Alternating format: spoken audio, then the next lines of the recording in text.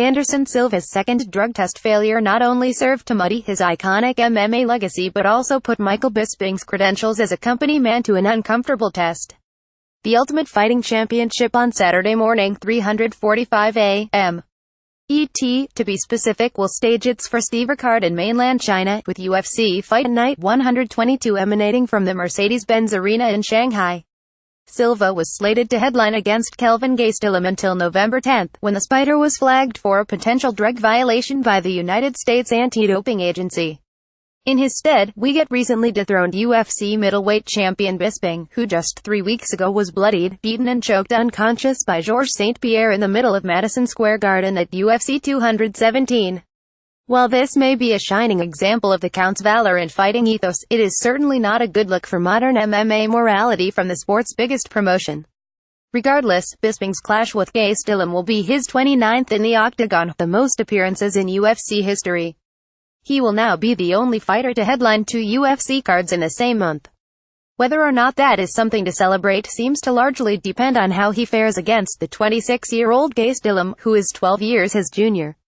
The otherwise maligned undercard may not turn your crank, but even if you do not set your alarm for a dreadful hour, it is safe to say you will use your UFC Fight Pass account to check out the headliner. So let us get on to the odds and analysis for UFC Fight Night 122 middleweight Michael Bisping 308 vs.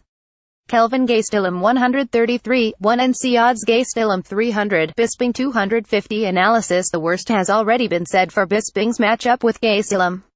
The style clash in this ad hoc headliner is obvious. It is a question of whether or not the Count has recuperated enough after the toll of the Georges St-Pierre loss to execute over 25 minutes, or perhaps less. Bisping may be 38 years old and on a 3-week turnaround after the biggest fight and defeat of his career, but even with that wear and tear and his perpetually questionable right eye, he remains in a much better position than other elite middleweights to take this bout on short notice, given his outstanding conditioning. The Brit is a tireless worker in the gym and never far removed from fight shape, and his fitness remains the catalyst for the rest of his high-volume, attrition-based striking attack. He will have 4 inches of arm and leg reach on his opponent, and will need to utilize it, in hopes of drawing Gastelum into deep waters where Bisping's cardio can pay dividends. There are still questions as to whether or not Gastelum is simply an elite welterweight with dietary indiscretions. These conversations may have some currency, but Gastelum is not out of his depth against top-flight 185-pounders.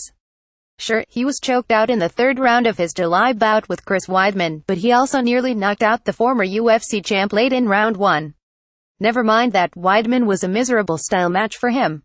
Gastelum faces a reach disadvantage, but he possesses an outstanding, steady jab and punch that has constantly found Bisping's face throughout his career and was a primary weapon for St-Pierre just weeks ago. It is behind that jab that Gastelum launches his heavy punching combinations and sets up his takedowns. The fighters that have beaten Gastelum, Weidman, Tyron Woodley and Neil Magny, were all fighters that either had an outright wrestling advantage or, in the case of Magny, cleverly used the clinch to slow the Arizona native. Bisping will not do much clinching, and should he be taken down, he will work his hardest to shrimp and scramble back to his feet with quickness. Gastelum will no doubt be aware of this and work a measured pace behind the aforementioned jab, waiting to land with gusto on a lazy Bisping.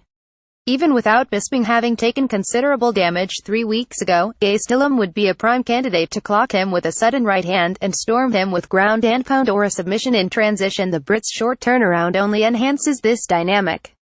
Worse, Bisping's style is at its most effective when he can confidently defuse his foes, then pile up the points with extended punching and kicking combinations.